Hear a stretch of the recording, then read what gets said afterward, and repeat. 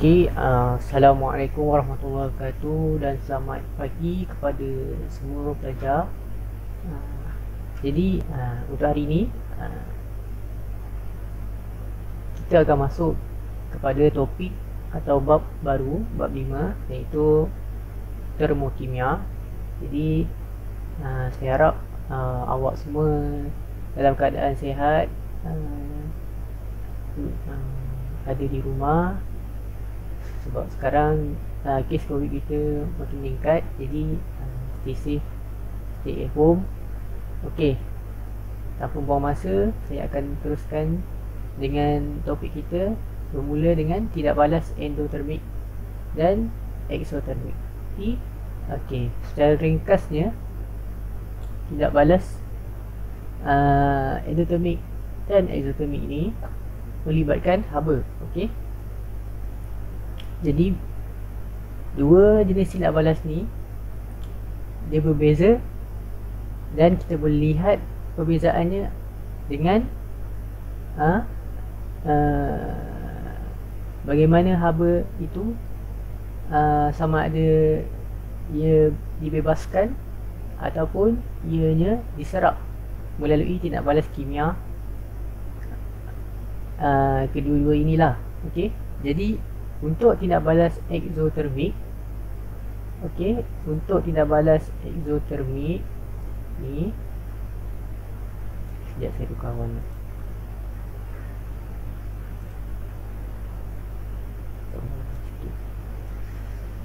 Untuk tindak balas exothermic, kata kuncinya adalah haba dibebaskan. Haba dibebaskan ke persekitaran, menyebabkan suhu meningkat. Bila sebut exothermic, awak kena tahu haba dibebaskan ke persekitaran, selepas itu kesannya suhu meningkat. Itu saja. Untuk tindak balas endotermik pula, tindak balas endotermik. Tindak balas endotermik pula, haba diserap dari persekitaran. Kata kuncinya haba diserap dari persekitaran, dan kesan daripada perkara tersebut jadi suhunya menurun. So dia berlawan antara kedua ni. Exothermic, haba dibebaskan, jadi suhu meningkat. Untuk endotermik, haba diserap dari persekitaran, suhu menurun. Itu saja. Contoh tindak balas exothermic yang awak boleh jumpa dalam kehidupan seharian awak, pertamanya adalah pembakaran kertas. Pembakaran kertas. Kita lihat sini, ni pembakaran kertas. Letupan bom. Letupan bom. Boleh juga pembakaran bunga api, kan? Bila bunga api tu puff tu, exothermic ada berlaku di situ. Respirasi, dan penetralan asid dengan alkali. Seterusnya kita tengok pula pada contoh tidak balas endotermik dalam kehidupan harian yang boleh jumpa. Antaranya adalah proses fotosintesis. Saya harap awak ingat proses fotosintesis itu bagaimana. Jadi contoh kedua adalah membuat kek. Buat kek pun kira di bawah contoh tindak balas endotermik yang awak boleh jumpa dalam kehidupan awak. Pengekstrakan besi yang pernah kita belajar sebelum ni, itu pun dikira contoh tindak balas endotermik. Dan akhir sekali adalah melarutkan garam amonium dalam air. Larutkan garam amonium dalam air, itu akan ditunjukkan dalam eksperimen yang sepatutnya awak perlu buat, tapi tak apa, kita hanya tengok video simulasi saja. Okey, ni antara contoh ataupun aplikasi tidak balas exothermic dengan endotermic. Okey, inilah hasil daripada ilmu pengetahuan tentang termokimia ni. Terhasillah produk pek panas segera dengan pek sejuk segera. Okey. Okey, jadi untuk pek panas segera dia menggunakan konsep exothermic. Okey, sebab dia digunakan untuk membebaskan haba ke persekitaran. Okey, untuk pek sejuk segera pula dia menyerap haba. Jadi dia menggunakan konsep endotermic, tidak balas endotermic. Okey, kedua-dua ni awak boleh jumpa kebanyakannya digunakan semasa menjalani aktiviti sukan, aktiviti lasak seperti itu. Okay. Olahraga, waktu-waktu awak kejohanan kesukan sukan dulu-dulu sebelum KP ni ada kejohanan sukan tahunan sekolah. Benda ni awak boleh jumpa dekat medkit. Okay, kalau ada lah, kalau awak pernah jumpa. Okay. Okey, seterusnya kita akan lihat eksperimen 5.1. Kalau tengok pada buku teks awak, ada eksperimen 5.1 tu ditunjukkan butiran-butirannya, tujuan, penyertaan masalah, prosedur semua tu. Dan saya tunjukkan video ni supaya awak lebih nampak dengan jelas macam mana eksperimen tu dijalankan. Okey, kita nak tengok perbezaan antara dua tindak balas ini. So hipotesisnya, tindak balas exothermic ialah tindak balas yang membebaskan haba ke persekitaran, manakala tindak balas endotermic ialah tindak balas yang menyerap haba dari persekitaran. Okey, exothermic membebaskan haba persekitaran, endotermic menyerap haba dari persekitaran. Okey, kita nak uji hipotesis ni sama ada diterima atau ditolak. So pemboleh ubah dimanipulasikan dalam eksperimen ini ialah jenis bahan kimia. Kita perlukan beberapa bahan kimia. Sebab itulah kita kena manipulate bahan kimia ni. Ada beberapa jenis bahan kimia dibebaskan haba apabila dia bercampur. Ada beberapa bahan kimia bila kita campur dia menyerap haba. Okey, bergerak balas ialah bacaan suhu akhir. Kita nak tengok haba tu diserap atau dibebaskan. Jadi termometer lah yang akan check suhu tersebut. Okey, dimalakan ialah isi padu air. Alright. So bahan yang radas ialah yang pertama sekali sebut nitrogen hidrogen karbonat, yang kedua natrium hidroksida, macam resipi masak lah pula. Okey, yang ketiga amonium klorida, yang ketiga larutan natrium hidroksida dalam bentuk cecair, yang keempat ialah asid hidroklorik larutan juga, dan radasnya ialah termometer, spatula dan cawan polistirena.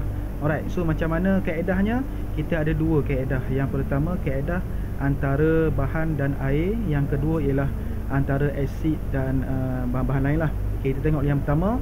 Kita sediakan cawan polistirena. Yang pertama sekali kita masukkan 50 ml air. Sebab itulah kita kena malarkan kuantiti air. Okay, kita kena tetapkan. Okay, masukkan air, kita biarkan selama 2 minit supaya suhu tu tetap. Lepas tu baru kita cek suhu dengan termometer. Okay, catat suhu awal air. Selepas itu kita masukkan 2 spatula natrium hidroksida ke dalam cawan polistirena dan kita kacau. Dan selepas itu kita akan dapat catat suhu maksimum dan minimum campuran guna termometer juga. Okay, so kita ulang balik langkah 1 hingga 6 ini. Kita gantikan natrium hidroksida tadi ni menggunakan amonium klorida pula. Okay, settle prosedur yang A. Yang prosedur B pula, kita nak uji antara dua bahan yang lain pula. Yang pertama kita sediakan cawan juga macam tadi. Kita masukkan pula 25 ml asid hidroklorik. Okay, kita biarkan selama 2 minit biar seragam. Selepas tu kita akan catat suhu awal asid. Selepas itu kita masukkan 25 ml natrium hidroksida. Selepas tu kita kacau dan kita akan catat suhu maksimum atau minimum campuran menggunakan termometer. Selepas itu kita ulang balik langkah 1 hingga 6. Kita ganti natrium hidroksida dengan natrium hidrogen karbonat. So keputusan yang kita dapat ada dalam jadual. Kita boleh rujuk buku teks keputusan ni. Okey, jadi natrium hidroksida dan air Dan amonium kloridana air ni ialah prosedur A. Yang sebelah kanan ni ialah prosedur B tadi. Asid hidroklorik dengan natrium hidroksida dan asid hidroklorik dengan natrium hidrogen karbonat. Okey, kita tengok yang pertama dahulu, natrium hidroksida dan air. Suhu sebelum tindak balas ialah 30. Okey, apabila kita campur dua bahan ni, dia menaikkan suhu kepada 38 darjah Celsius.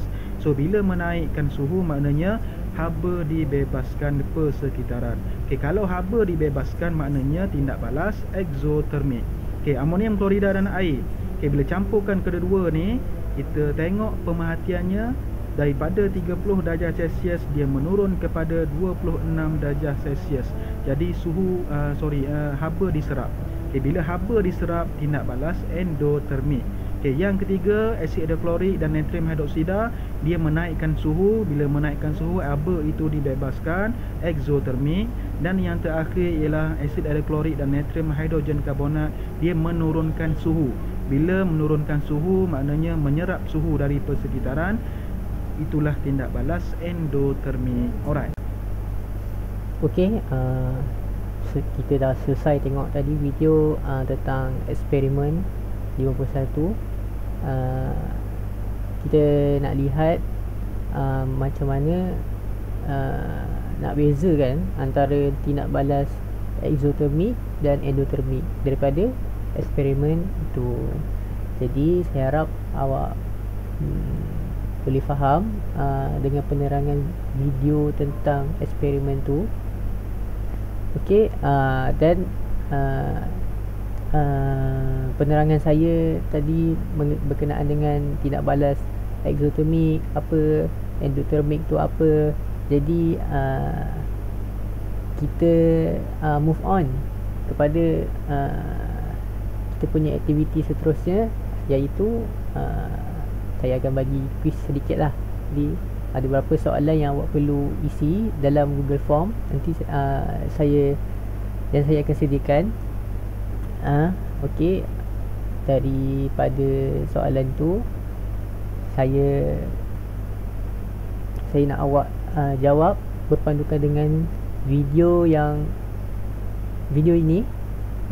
Okey, dan juga awak boleh rujuk buku teks sains awak, muka surat 148 hingga 152. Awak boleh cek antara lingkungan muka surat tersebut. Okey. Okey, dan ada bahagian refleksi tu saya minta awak isi. Okey, untuk saya tahu setakat mana awak boleh faham, awak boleh ingat, awak tahu sepanjang kelas kita ini. Okey, untuk bab 5 termokimia ini. Okey. Okey, itu saja untuk kelas kita pada hari ini. Okey, dan saya nak bagi kerja rumah sikit lah. Okey, jadi untuk kerja rumah awak tak banyak. Okey, awak cuba buat soalan di muka surat 155, praktis sumatif. Okey, awak cuba jawab soalan 1 dengan soalan 2.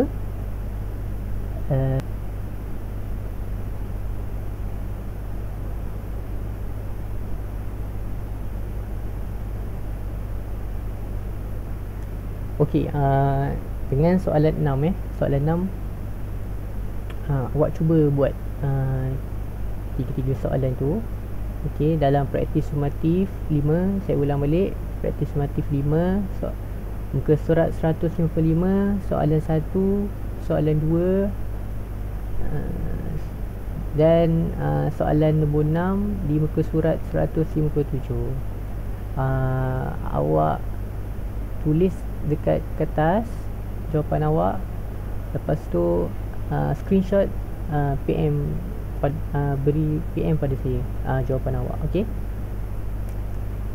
dan saya bagi masa sehingga kelas kita yang akan datang lah, paling lambat pun sehari sebelum je, maknanya sampai hari Khamis saya bagi. Okey, Kalau awak siapkan awal, lebih bagus. Okay. Okay, itu saja kelas kita pada hari ini. Okay. Saya harap awak semua stay safe, stay at home. Okay, jaga diri baik-baik. Dan semoga berjaya dengan soalan-soalan yang saya berikan tu. Awak cuba jawab, cuba sedaya upaya untuk jawab. Kalau ada masalah, awak boleh PM saya. Okay? Okay. Assalamualaikum warahmatullahi wabarakatuh. Dan bye bye. Okay, jumpa minggu depan.